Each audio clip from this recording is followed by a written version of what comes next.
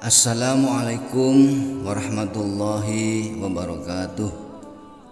Sahabat beriman yang dirahmati Allah, syukur alhamdulillah kita masih bisa berjumpa lagi di channel ini, channel inspirasi Islam dan keutamaan dalam beramal. Sholawat dan salam tetap tercurahkan kepada junjungan Nabi besar kita, Nabi Muhammad sallallahu alaihi wasallam. Allahumma sholli ala Muhammad wa ala alihi sayyidina wa maulana Muhammad, amma ba'du. Besar harapan dan doa saya, semoga sahabat semua selalu diberikan kesehatan, dimurahkan rezekinya, dan dipanjangkan umurnya. Amin, amin ya rabbal alamin.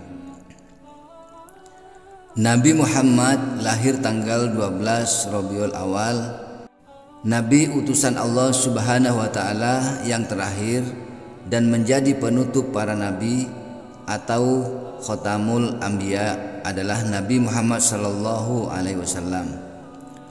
Wahyu yang diturunkan kepada beliau berupa Al-Quran sebagai pedoman hidup bagi umatnya. Nabi Muhammad sallallahu alaihi wasallam lahir pada tanggal 12 Rabiul Awal tahun Gajah atau 570 Masehi, tepatnya pada hari Senin di kota Mekah. Waktu kelahiran Nabi Muhammad ini diceritakan sendiri oleh Nabi Muhammad melalui Abu Qatadah. Beliau bersabda, "Zaka yaumu wulitu fihi wa yaumum bu'istu au unzila alayya fihi." Itu adalah hari aku dilahirkan, diangkat menjadi nabi, dan diturunkannya kepadaku Al-Quran pertama kali. Hadis riwayat Muslim. Nabi Muhammad merupakan putra Abdullah bin Abdul Muthalib, seorang saudagar yang sering bepergian ke negeri Syam, dan Aminah bin Wahab.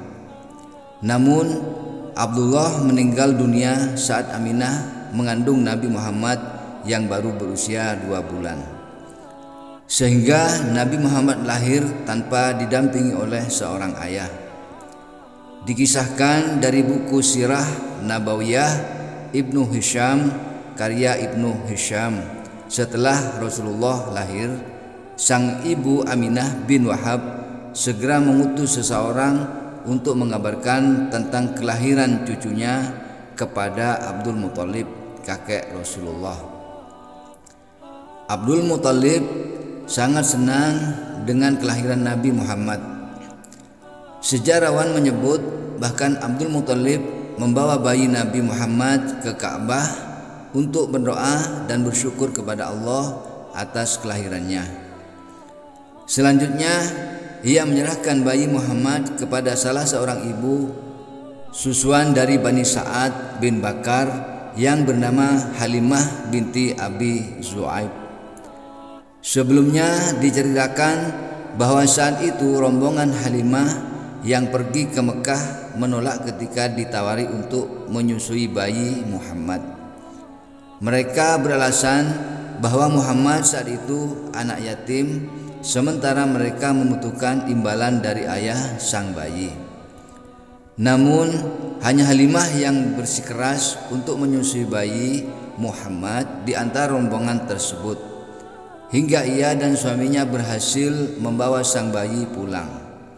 Nabi Muhammad pun saat itu tinggal bersama ibu susuannya di dusun Bani Sa'ad selama 4 tahun. Perlu diketahui bahwa zaman dulu masyarakat Arab memiliki kebiasaan menyusukan anak-anak mereka kepada perempuan desa. Hal ini bertujuan agar anak-anaknya tumbuh di lingkungan pedesaan yang udaranya masih bersih. Wafatnya sang ibu dan kakek Muhammad kecil saat berusia 5 tahun sudah kembali ke rumahnya. Ia mulai kembali hidup bersama ibunda dan kakeknya. Namun tak lama setelah itu, tepatnya saat Rasul berusia 6 tahun, Nabi Muhammad juga kehilangan sang ibu Siti Aminah yang meninggal dunia setelah mereka berdua ziarah ke makam Abdullah. Sepeninggal ibunya, Nabi Muhammad harus diasuh oleh Abdul Muthalib, kakeknya. Sang kakek dikisahkan memiliki tempat spesial karena Nabi Muhammad SAW menghabiskan masa kecil bersamanya. 2 tahun kemudian, Muhammad kecil kembali kehilangan seseorang yang istimewa baginya, sang kakek Abdul Muthalib. Pengasuhan Muhammad kecil kemudian diserahkan kepada pamannya yang bernama Abu Thalib. Disebutkan dalam sejumlah sirah bahwa Abdul Muthalib mewasiatkan hal tersebut kepada Abu Thalib, mengingat Abdullah dan Abu Thalib adalah saudara seibu. Saat bersama pamannya inilah seorang pemuka agama mengenali Muhammad sebagai utusan Allah Subhanahu wa taala dan membawa Islam pada seluruh masyarakat dunia.